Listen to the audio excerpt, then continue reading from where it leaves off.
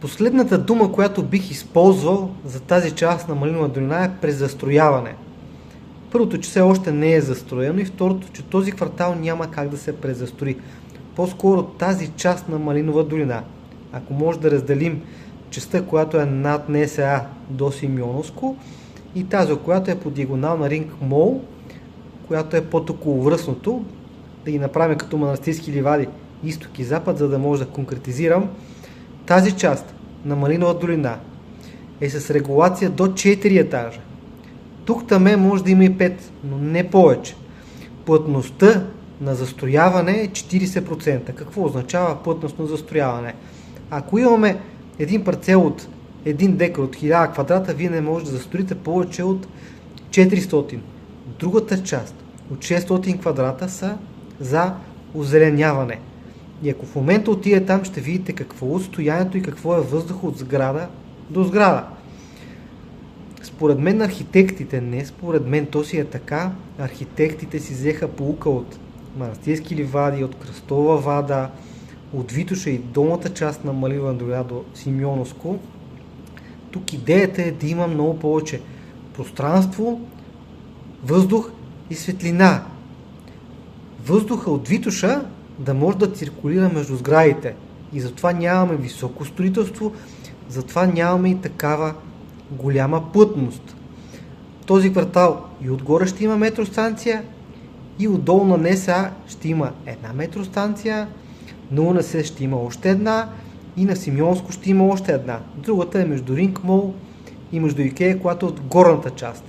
Вече има работеща детска градина, която е голяма, а между двата квартала има една рекичка, от която от двете страни ще има отгоре до долу линеен парк.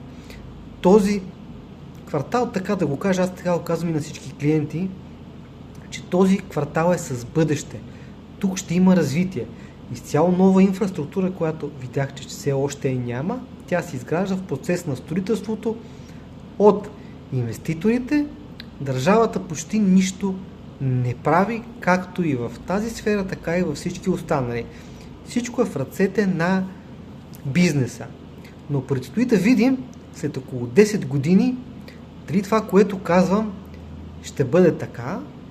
Аз смея да твърда, защото познавам квартала много добре, работя го буквално от самото начало, от първите 2 сгради, които 3 се построиха над НСА от 2019-2020 година. С много инвеститори работим, много срещи сме направили и смея да кажа, че имам доста така информация, есенция от това как се случват нещата, знам регулацията, виждам какво се случва и какво ще се случва за в бъдеще. Повечето хора не виждате днес, а не може да си представите какво ще бъде утре, други ден, след 10-15 години, примерно, защото просто не знаете детайли, не работите тази работа. Но нека да видим, да сме живи и здрави, след 10 години как ще изглежда тази част на Малинова долина. Дали ще бъде кално, мръсно, мизерно, или ще бъде ново, съвременно, с нови улици, нови тротуари, ново осветление, нов парк, училище, детска градина, която работи. Ще има и метростанция отгоре-отдолу, ще има и връзка с лифта Симеоново, и автогара юг от изток ще е места там. Така че наистина ще видим какво ще се случи с тези неща за в бъдеще.